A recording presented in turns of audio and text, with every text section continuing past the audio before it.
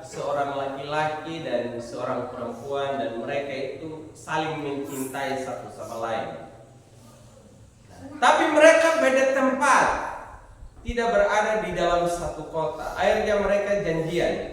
Mereka mau bertemu, sama seperti Bapak Pendeta Ruben yang baru datang minggu lalu. Ibu pendeta dari Jakarta, Bapak pendeta dari Sumba, mereka ketemunya di Bali. Mulai di situ akhirnya mereka bisa jadi suami istri sekarang. Sama juga dengan pasangan ini ya. Ketika mereka ketemu di satu tempat, hanya satu hari saja. Waktunya terlalu singkat karena mereka juga punya kesibukan. Nah, ketika mereka sudah ketemu, mereka jalan-jalan, mereka menikmati sukacita, bahagia sekali. Apalagi kan pacaran jarak jauh, ketemunya hanya berapa jam. Akhirnya semua rasa rindu selama ini jadi terbayar. Ketika mereka sudah selesai menikmati perjalanan, piknik, rekreasi di sebuah tempat, yang satu pindah ke tempat yang lain, akhirnya mereka bilang, ayo mari kita pulang dan kita akan berpisah. Tapi pas mereka mau pulang, saya pikir kita yang pernah pacaran, kalau sudah berpisah itu kira-kira menyedihkan atau menyenangkan Bapak Ibu? Enak. Oh enak ya, enak ya. Yang lain bilang enak ya. Akhirnya mereka berpisah. Nah, mereka bilang kita mau berpisah. Wah, mereka sedih satu dengan yang lain. Kita ini pengen mau lebih lama lagi, tapi waktu yang membatasi kita. Mereka mau berjalan pulang sudah, tapi tiba-tiba dalam perjalanan itu si wanita itu sakit. Laki-laki ini ambil kesempatan. Pas dia sakit, ya saya bisa dekat dengan dia, bisa bersama-sama dengan dia. Tapi perempuan ini galau, saya ini mau cepat pulang. Lalu rupanya wanita ini tidak bisa tertolong lagi kalau dia akhirnya bisa memilih untuk kembali. Jadi mereka saling sepakat satu sama lain, ya sudahlah, biar kita menginap sebentar saja di sebuah hotel. Sudah itu kalau memang tidak bisa tertolong, kita bisa ke rumah sakit. Akhirnya mereka mampir di sebuah hotel. Jadi laki-laki turun dari mobil dan bilang, kau tunggu saja di sini, saya pergi tanya dulu di hotel ya. Apalagi kan ini sudah malam, apakah itu masih tersedia kamar atau tidak. Akhirnya laki-laki dia tanya sama petugas hotel, Ibu, apakah ada kamar yang masih tersisa sekarang? Kami mau menginap di sini. Wah, ternyata itu petugas hotel bilang, oh tidak ada lagi. Coba Bapak pergi cari di hotel lain lagi. Mereka berupaya pergi lagi ke hotel yang satu. Ketika tiba di sana juga, hotel bilang begini, kami juga tidak punya kamar kosong lagi Bapak. Sudah keliling berapa hotel, akhirnya mereka sudah kewalahan. Mereka tanya pada penduduk di situ, kira-kira masih ada hotel yang di sini? Oh iya, coba kamu pergi tinggal satu hotel di sana itu. Kalau memang hotel yang lain kamu sudah tanya. Akhirnya mereka jalan lagi. Tiba-tiba di sana ternyata petugas hotel juga bilang begini, oh maaf Bapak, di sini semua kamar sudah dipenuhi dengan tamu. Jadi mohon maaf. Tapi laki-laki ini dia sudah pikir ini bagaimana cara untuk bisa tidur ya. Akhirnya dia bilang begini, Ibu, seandainya ini kan Natal, ini kan bulan Desember, seandainya kalau Yusuf dan Maria itu yang datang menginap malam ini di hotel ini, kira-kira Ibu bersedia menerima atau tidak? Oh, kalau Yusuf dengan Maria itu ya kita kasih hotel yang terbaik, kamar yang paling bagus. Kita akan berikan pelayanan yang istimewa kalau mereka yang datang. Lalu ini laki-laki bilang begini, Ibu, saya mau pastikan kalau malam ini Yusuf dan Maria tidak akan mungkin datang di sini. Tapi tolong kamar yang Ibu mau persiapkan untuk Yusuf dan Maria itu tolong kasih kepada kami karena kami mau nginep di sini. Ini petugas hotel di situ tidak bisa jawab lagi, sudah lama masuk tidur di sini ya. Jadi akhirnya waktu itu Yusuf dan Maria bisa tidur. Ya itu pengganti Yusuf dan Maria yang sesungguhnya. Bapak Ibu Saudara sekalian, pengalaman yang dialami oleh Yusuf dan Maria demikian pula. Mereka cari tempat yang satu ke tempat yang lain, ternyata semua sudah dipenuhi dengan tamu-tamu yang saat itu baru pulang melakukan perayaan. Hanya sebuah tempat yang terhina di kandang binatang situlah yang masih tersisa untuk Yesus bisa dilahirkan. Kandang yang hina, tempat yang terpencil, daerah yang tidak terkenal. Tapi justru di tempat itulah menjadi tempat di mana Kristus itu dilahirkan. Dan tahukah saudara, kalau dulunya Bethlehem Yudea merupakan tempat terpencil yang tidak banyak pengunjungnya, tapi sekarang itu sudah menjadi tempat wisata yang paling terkenal di dunia. Jadi kalau orang yang sering pergi ke Israel itu, mereka pasti kunjungi tempat itu ya, di Bethlehem, walaupun itu bukan sebagai wilayah pemerintahan dari Israel, tapi sudah termasuk daerah Palestina. Dan di daerah situ juga bukan orang Yahudi lagi yang banyak, tetapi yang banyak adalah kaum Muslim dan umat Kristen ya. Bapak Ibu Saudara sekalian, mari kita sama-sama baca firman Tuhan yang kita sudah baca tadi malam juga. Dalam Injil Lukas pasal 2 ayatnya yang ke-15.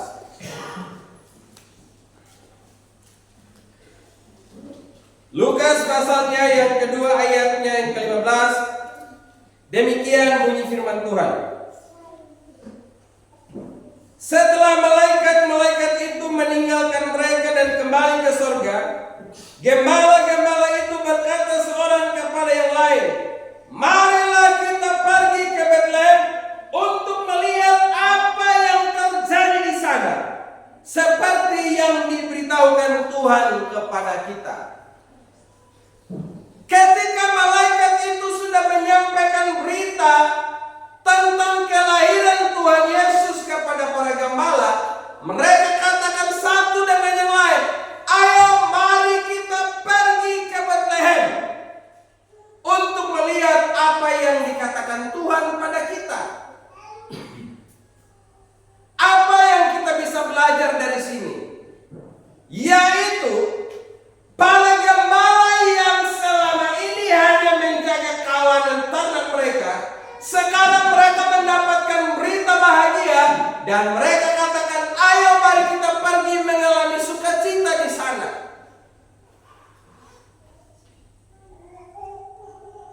Sejak Nabi Meliaki sampai pada Yohanes Pembaptis, itu rentang waktu 400 tahun.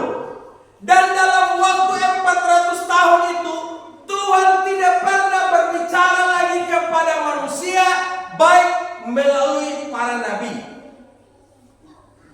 Tetapi kali ini, setelah lewati 400 tahun itu, akhirnya Tuhan kembali berbicara kepada manusia lewat orang-orang sederhana, termasuk para malaikat.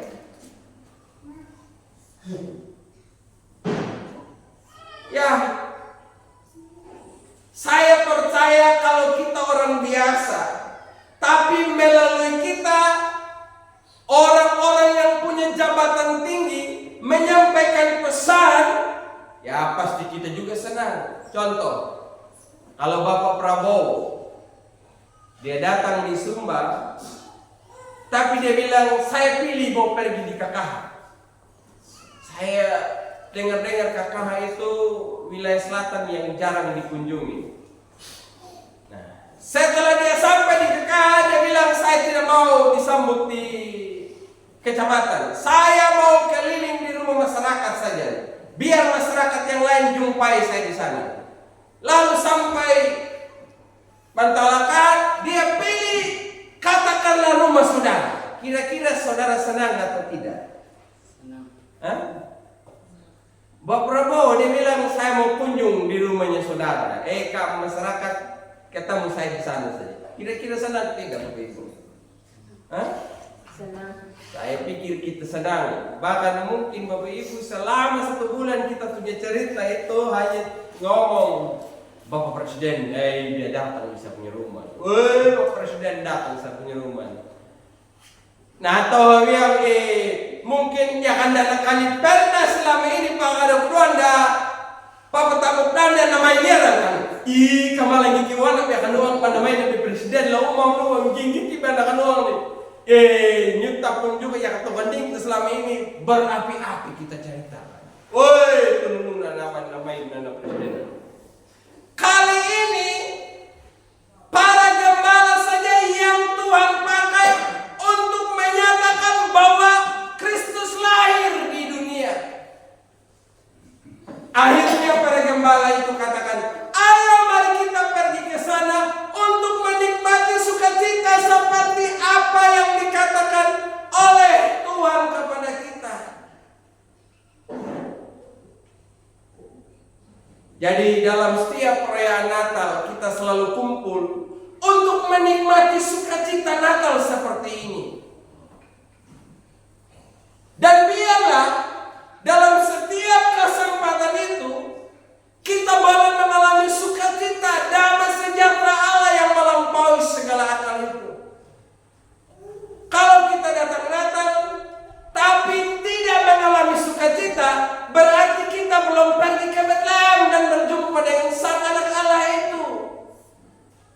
Saya boleh mengamati dalam setiap perayaan Natal, ya ketemuan Natal tanggal sekian dan oke, sama-sama kita Natal. Kita sepakat sama-sama, sumbang sama-sama apa yang bisa kita lakukan. Tapi setelah selesai Natal, itu mulut sudah mulai ngomong yang lain. Kopinya ada mulu. Nyungkan lagi apa ke acara bo. Wah kadang-kadang di dunia entah depan alam semua. Dia aku kena penyemua pada menangdok mau pedumuan. Ya iya rumah tanaman tu ya.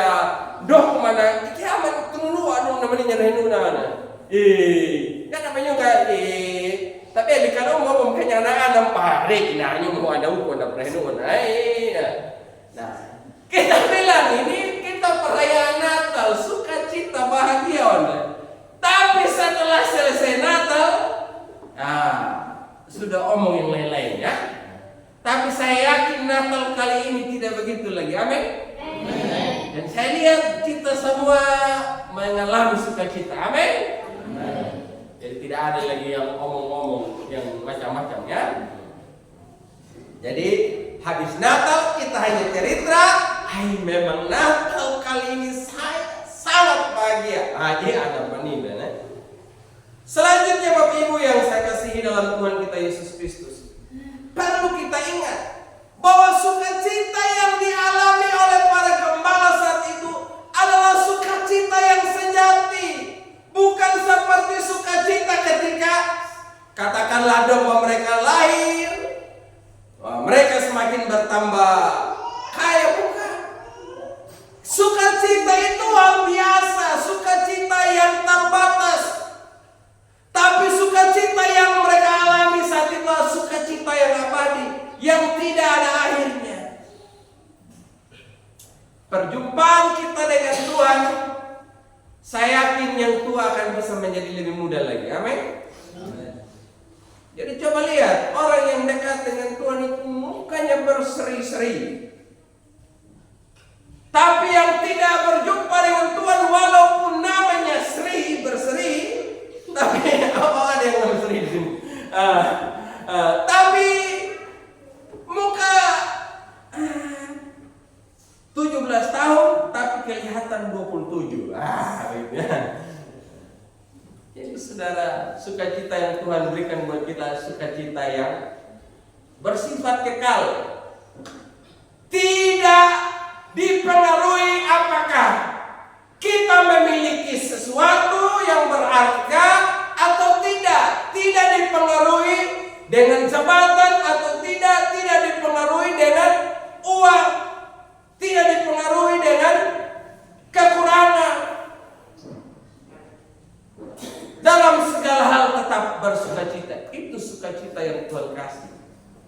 Selanjutnya,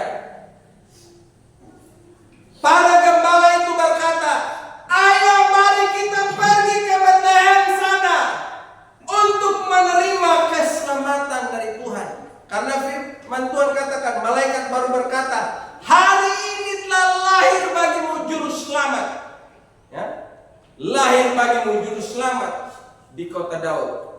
Manusia itu butuh juru selamat, bukan juru pengajar, bukan juru bicara yang tahu bicara-bicara, bukan juru masak. Walaupun kita butuh makan, tapi itu biasa. Tapi yang paling utamalah kita butuh juru selamat yang bisa menolong kita keluar dari kekelaman untuk berada dalam terangnya Tuhan yang ajaib. Firman Tuhan katakan, hari ini telah lahir bagimu juru selamat.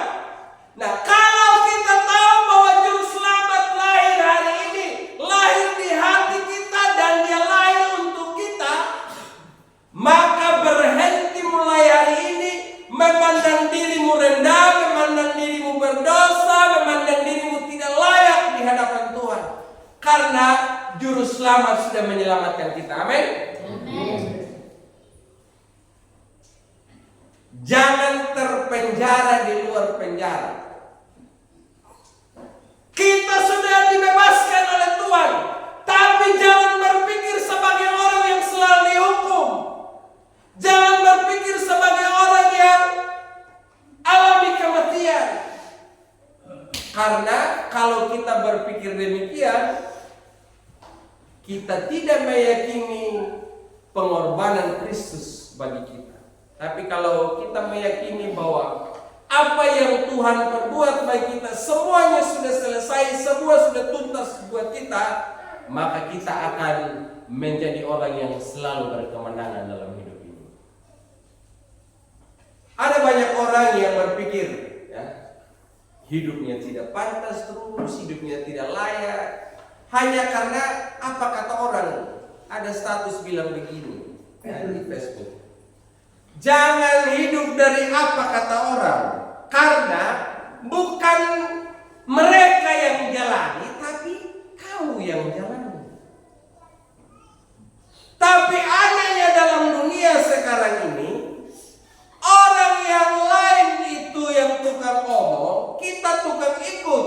Mereka tukang bahagia, kita yang tukang sengsara. Dan ingat, kita juga dilahirkan bukan menjadi tukang komentar tentang hidup orang lain, ya. Jadi sebelum kita omong tentang orang lain, lihat diri kita sendiri dulu. Amin. Amin. Jangan kita lihat apa dia begini begitu, tidak. Ingat, kita juga punya kekurangan, punya kelemahan yang berbeda-beda. Jangan karena dia yang satu ini kuat maki, kita yang tidak maki kita bilang sama dia, ina tolu tua lang maki orang pandani maki ham na tolu na ini mau pada kuuri mana tolu ini bantu lah. Nyandar tua lang ay. Tapi yang hanya wedoman gosip punya amun.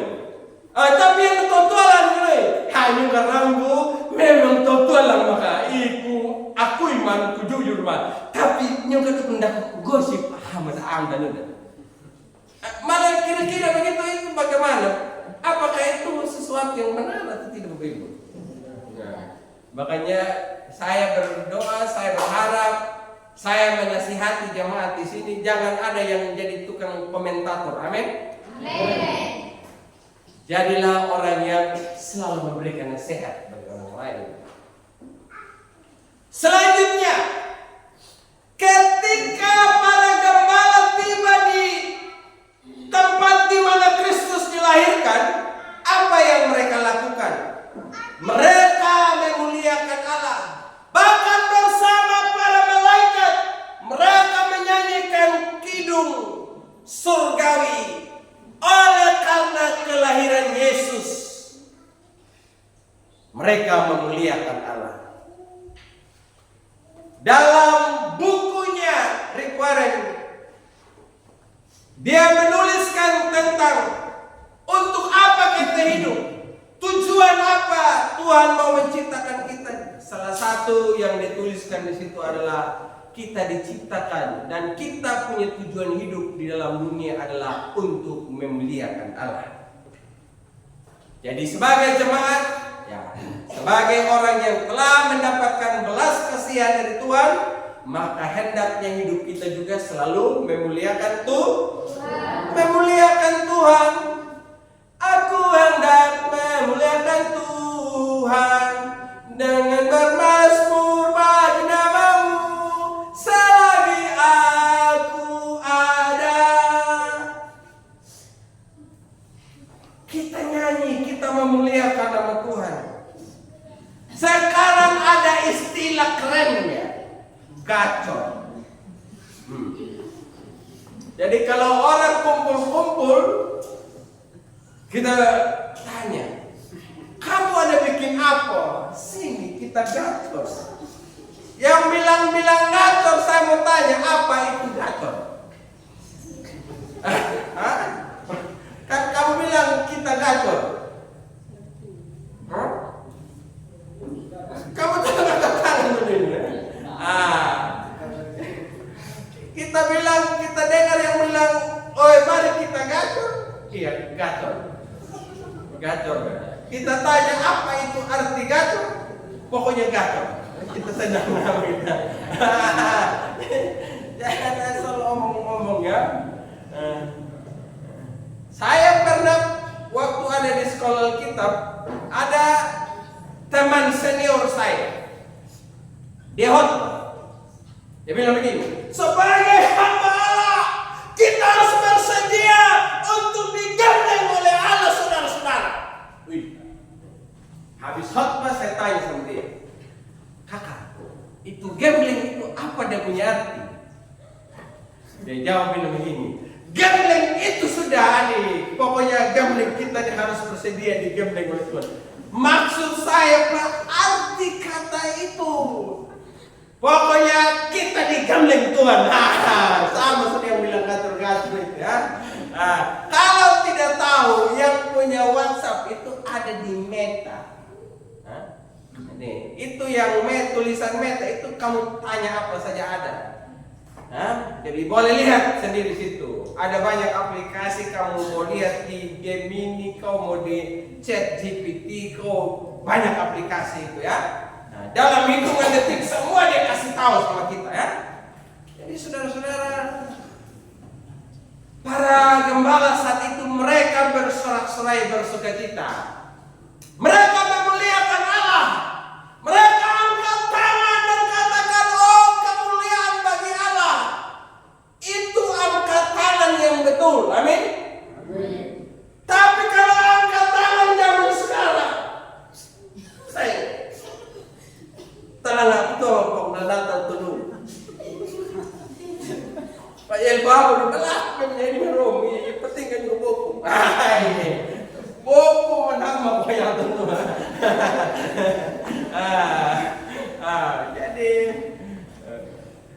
Jadi saudara-saudara memuliakan Tuhan, amin. Jadi harus begitu. Jadi kita bilang memuliakan Tuhan, tapi mau nyanyi juga tidak bersemangat. Gimana? Gembala itu mereka nyanyi itu, woi, kemuliaan bagi Allah di tempat yang maha tinggi dan damai sejahtera di bumi di antara manusia yang berkenan kepadanya. Itu mereka bilang begitu, damai sejahtera. Jadi kalau kita berjumpa dengan Tuhan itu, yang kita lakukan itu memuliakan, amin. Ingat, kalau kita bilang saya mau pergi berjumpa dengan Tuhan, mau beribadah kepada Allah, mau menyembah Allah, berarti di situ kita datang memuliakan Tuhan. Amin. Amin. Jangan kita datang, aku mau memuliakan Tuhan, Pak. Tapi kita ingat kita punya pergumulan, susah. Berarti itu bukan memuliakan Tuhan. Tapi sebentar ada juga. Kalau ada lagu yang menyentuh perasaan, mungkin dia lagi kesepian, lagi gegana, Oh, kalau dia nyanyi lagu, Engkau ada bersamaku. Kita bilang, wih, saya punya pelayanan diurapi Allah. Kita kan nulis. Sampai orang nangis-nangis. Ternyata juga yang nangisnya itu bukan karena mengalami urapan, tapi dia lagi pikir dia punya pergumulan ini selama ini tidak ada yang tolong saya, hanya karena faktor perasaan saja. Jadi itu memuliakan Tuhan itu bukan begitu. Harus itu lahir dari sebuah rasa kecintaan, bukan karena faktor perasaan. Makanya ada yang lain itu hanya faktor perasaan saja. Kalau perasaannya sudah tidak enak lagi, makanya dia bilang, hamba tidak merasa apa-apa. Sama juga kalau kita menyembah Tuhan kadang. Haleluya. Haleluya. Kayak kita yang isap-isap saja kadang. Jadi itu harus sungguh-sungguh, amin.